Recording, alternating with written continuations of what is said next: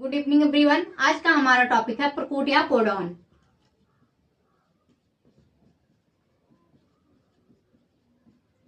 इसकी खोज नीरनबर्ग, मेथाई एवं खुराना नाम वैज्ञानिक ने किया था।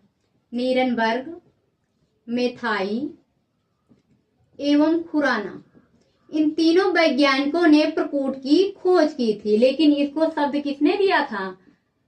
जॉर्ज गैमो नामक वैज्ञानिक ने दिया था। जॉर्ज गैमो नामक वैज्ञानिक ने कहा कि जो प्रकूट होता है वो कैसा होता है? त्रिक होता है।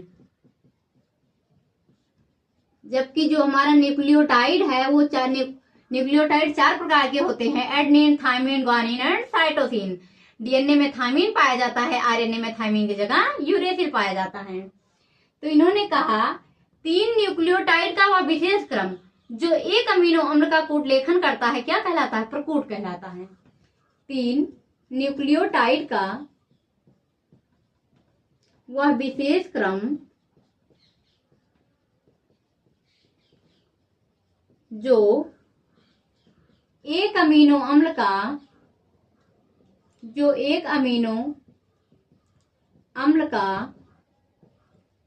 कूट लेखन करता है। कूट लेखन मतलब निर्माण करना। कूट लेखन करता है, प्रकूट कहलाता है।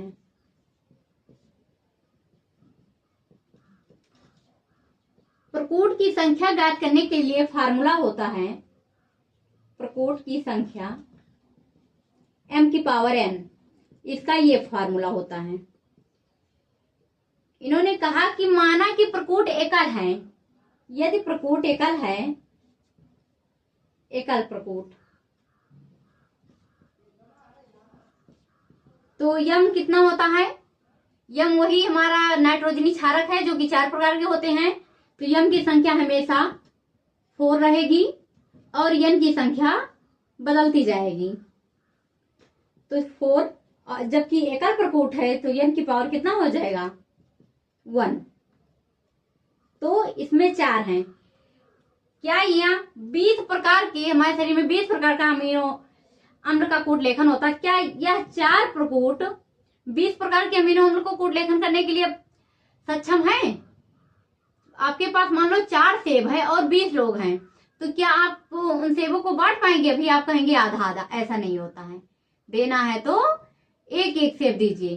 तो क्या 20 लोगों में 4 सेब को आप बांट पाएंगे? नहीं। तो इसका मतलब एकल प्रकूट 20 प्रकार के अमीनो अम्ल का कूट लेखन नहीं कर सकता। अब हम लेते हैं माना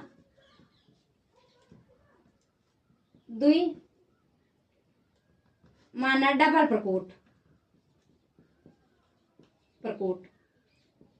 फिर भी यम कितना रहेगा? 4 रहेगा। एन के स्थान पे 2 आया जाएगा। तो 4 चौक 16। अब 16 भी 20 प्रकूट के लिए कम पड़ रहे हैं। 20 अमीनो अम्ल के कूट लेखन के लिए 16 प्रकूट क्या पॉसिबल है? 20 लोगों में 16 सेब आप बांट सकते हैं? नहीं। फिर हम लेते हैं माना ट्रिपल प्रकूट, ट्रिपलेट प्रकूट। m के स्थान पे 4 ही रहेगा, n के स्थान पे 3। तो 4 चौक 16, 16 चौके 64। अब तो 64 है, 64 प्रकूट है हमारे पास और 20 अमीनो अम्ल का निर्माण करना है। तो 64 प्रकूट मैक्सिमम है ना। अब तो हम इसमें से मान लो 64 सेब हैं और 20 लोग हैं, तब तो हम मैक्सिमम बांट सकते हैं ना। 2-2 कड़क बांट सकते हैं, और या उसमें से कुछ खराब निकल गए फिर भी हम बांट सकते हैं ना। तो 64 क्या है? मैक्सिमम है। तो इनमें से 64 प्रकूट का निर्माण होता है, जिनमें से 20 प्रकूट का कूट लेखन होता है।